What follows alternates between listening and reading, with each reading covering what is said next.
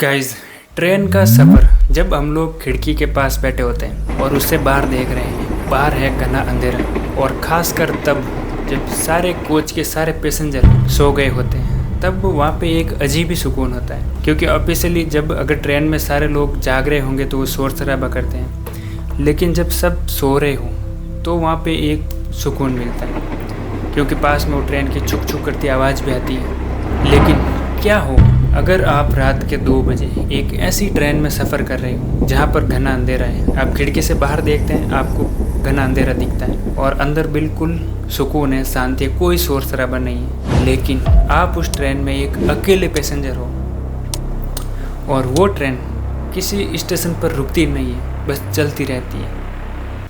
तो दोस्तों, ये कहानी है राहुल की। गाइज, राहुल को घर जाने की जल्दी थी, तो इसीलिए उसने देखा कि रात को 11:30 बजे एक ट्रेन है, तो उसने उस ट्रेन को बुक कर दिया। उसके अंदर एक सीट अपनी बुक कर दी। उसका जो कोच था वो था B7। वो जैसे ही प्लेटफॉर्म से उस ट्रेन में चढ़ा, उसने देखा कि वो ट्रेन पूरी तरीके से खाली है, कोई पैसेंजर नहीं था। उसने सोचा कि यार क्या पता रात का समय है इसलिए कोई आया नहीं होगा अभी तक। वो गया, उसने अपनी सीट देख ली और उसने देखा कि उस डब्बे की आखिरी सीट पर एक शॉल ओढ़े हुए कोई आदमी बैठा है और वो खिड़की से बाहर की तरफ देख रहा है। उसके बाद उसने सोचा चलो कोई तो है डब्बे में। वो अपनी सीट पर बैठ गया। राहुल दिन में थोड़ा सा थक गया था, तो थोड़ी देर जाके बैठा और थोड़ा सा लेटा तो उसकी आंख लग गई। अब जैसे ही उसकी आंख खुली, उसने घड़ी में देखा तो टाइम हो रहा था रात के 2 बजे और ट्रेन में अभी भी कोई नहीं था, बिल्कुल खाली ट्रेन।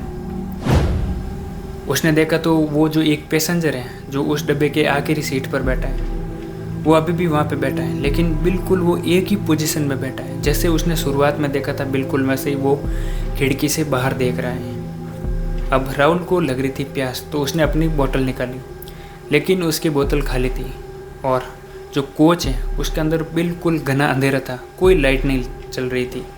तो राहुल ने सोचा कि कोई बात नहीं, अगले स्टेशन पर जैसे ट्रेन रुकेगी तो वहाँ से मैं पानी ले लूँगा। लेकिन उसको 2 घंटे हो गए, ट्रेन किसी भी स्टेशन पर नहीं रुक रही है, वो बस कंटिन्यू चलते जा रही है। उसने खिड़की से बाहर देखा तो बाहर बिल्कुल घना अंधेरा था, ना कोई शहर दिख रहा था और ना ही कोई शहर की रोशनी। दोस्तों, कहानी में आगे बढ़ने से पहले अगर आप लोगों को ये वीडियो अच्छी लग रही है तो प्लीज़ यार इसे लाइक ज़रूर करें और चैनल को सब्सक्राइब ज़रूर करें। तो राहुल की प्यास धीरे धीरे बढ़ रही थी। अब उसने सोचा कि अब मेरे पास एक ही रास्ता है, ट्रेन तो किसी स्टेशन पर रुक नहीं रही है, तो उसने सोचा कि वो जो आदमी बैठा है मैं उससे पानी ले लेता हूँ। तो गया उसके पास। वो आदमी अभी भी एक ही पोजीशन में बैठा है, खिड़की से बाहर देख रहा है और पूरी शॉल ओढ़ी हुई है।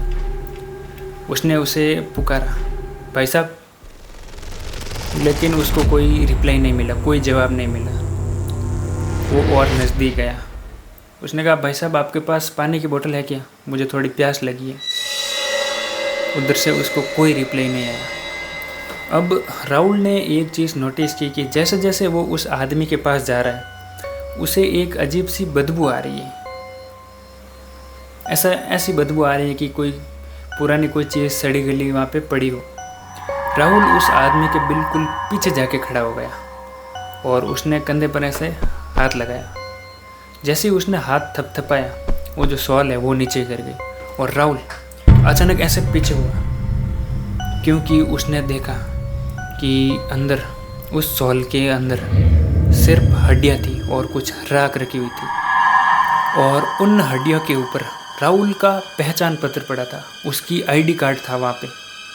अब जो कोच की सारी लाइटें वो टिमटिमा रही थी, मतलब बंद चालू होने लग गई थी। राहुल इधर से उधर अचानक भागता है। राहुल ने सोचा कि मैं एक काम करता हूँ कि इस कोच से दूसरे कोच में भाग जाता हूँ। वो गया गेट के पास, लेकिन गेट बाहर से बंद है, खुल ही नहीं रहा। राहुल को ना कुछ ठीक से दिख रहा है और ना वो खुद ठीक से चल पा रहा है, बस गिरते पड़ते ऐसे ही उधर उधर भाग रहे हैं।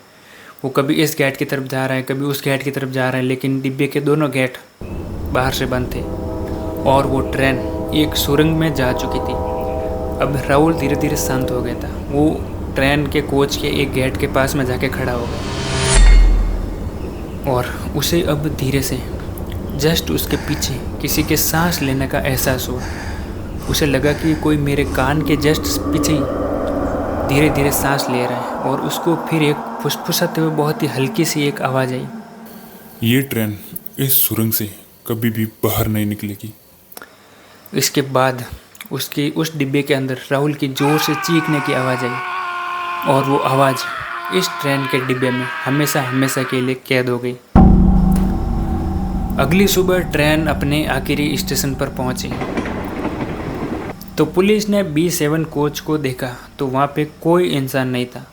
हाँ, वहाँ पे राहुल का जो बैग है वो ज़रूर पड़ा था और रेलवे के रिकॉर्ड के मुताबिक उस ट्रेन का कोई भी जो स्टेशन है वो मिस नहीं हुआ था, वो हर जगह रुकी थी। अब ये कैसे हो सकता है भाई? दोस्तों, अगर आप लोग कभी ऐसी एक ट्रेन में सफ़र कर रहे हो और उस ट्रेन में कोई ना हो तो एक बार चेक ज़रूर कर लेना कि क्या ये ट्रेन डेली इसी रूट पे चलती हैं और अपने स्टॉपेज पर रुकती हैं या फिर नहीं रुकती हैं। और अगर वहाँ पे एक ऐसा इंसान बैठा हो जो घंटों तक हिला ही ना हो, अपनी एक ही पोजीशन में हो, तो कभी भी उससे बात करने की कोशिश मत करना। दोस्तों, ये कहानी अगर आपको अच्छी लगी है तो इसे लाइक ज़रूर करें और एक अच्छा सा कमेंट भी ज़रूर कर दें और चैनल को सब्सक्राइब ज़रूर करें। तो हम मिलते हैं नेक्स्ट वीडियो में किसी नई स्टोरी के साथ।